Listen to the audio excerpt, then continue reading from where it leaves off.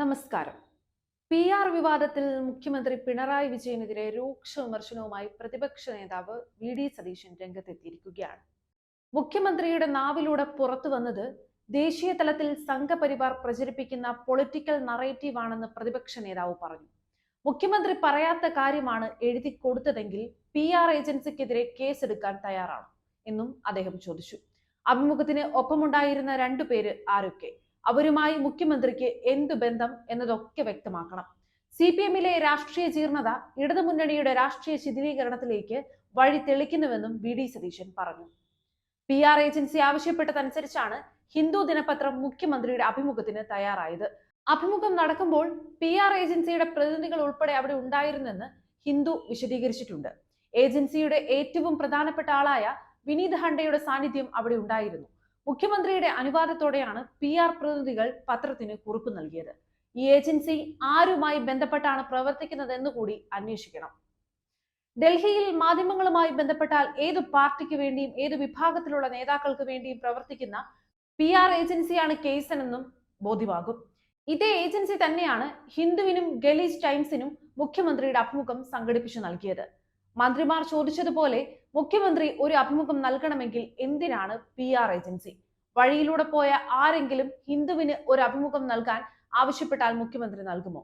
മുഖ്യമന്ത്രിയുടെ അറിവോടെയാണ് അഭിമുഖം നൽകിയത്. എന്നിട്ടാണ് അദ്ദേഹം അഭിമുഖത്തിൽ പറയാത്ത കാര്യം ബുദ്ധിപൂർവ്വം എഴുതി ചേർത്തത്. സ്വർണ്ണക്കടത്തിനെ കുറിച്ച് ആദ്യമായി പറഞ്ഞത് പ്രതിപക്ഷമാണ്.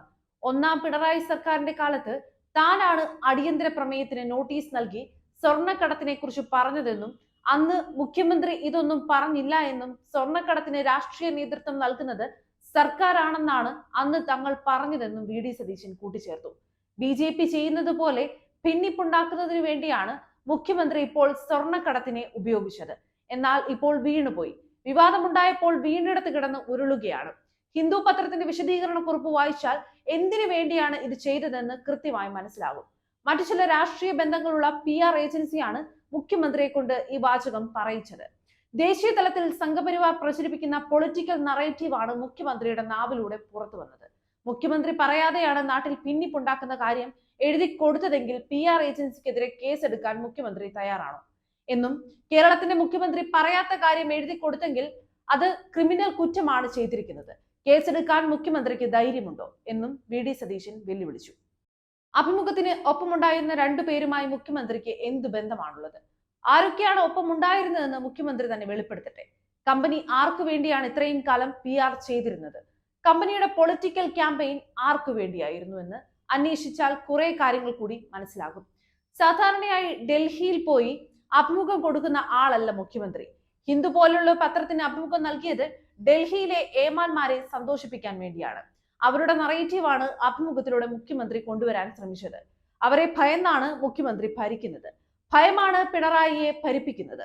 ആ ഭയത്തിൽ നിന്നാണ് ഇതെല്ലാം ഉണ്ടാകുന്നത്. മുഖ്യമന്ത്രിയുടെ പ്രസ് സെക്രട്ടറിയും മാധ്യമ ഉപദേശകനും മാസം 12 ലക്ഷം മുടക്കിയുള്ള സമൂഹ മാധ്യമ കൂട്ടവും PRDയും ഉള്ളപ്പോഴാണ് അഭിമുഖത്തിനായി PR ഏജൻസിയെ ചുമതലപ്പെടുത്തിയത്. ഇടതുമുന്നണിയുടെ ശിഥിലീകരണത്തിന്റെ തുടക്കമാണ് PV അൻവറിന്റെ പാർട്ടി പ്രഖ്യാപനം. CPM-ലെ രാഷ്ട്രീയ ജീർണത ഇടതുമുന്നണിയുടെ രാഷ്ട്രീയ ശിഥിലീകരണത്തിലേക്ക് വഴിതെളിക്കുകയാണ്. ഒരു മാസത്തിനുള്ളിൽ നിരവധി സമരങ്ങളാണ് കോൺഗ്രസും UDF-ഉം നടത്തിയത്. LDF പ്രതിപക്ഷത്തിരുന്നപ്പോൾ നടത്തിയ ഏക സമരം സോളാർ വിഷയത്തിലായിരുന്നു. അത് എങ്ങനെ അവസാനിച്ചെന്ന് എല്ലാവർക്കും അറിയാം. UDF സമരത്തിനെതിരെ ആയിരക്കണക്കിന് കേസുകളാണ് എടുത്തത്. നവകേരള സദസ്സിന്റെ സമയത്ത് കല്യാശ്ശേരി മുതൽ തിരുവനന്തപുരം വരെ ലാത്തി ചാർജ് ഉണ്ടായിരുന്നു. ഏതു കാലത്താണ് ഇത്രയും സമരങ്ങൾ നടത്തിയിട്ടുള്ളത്?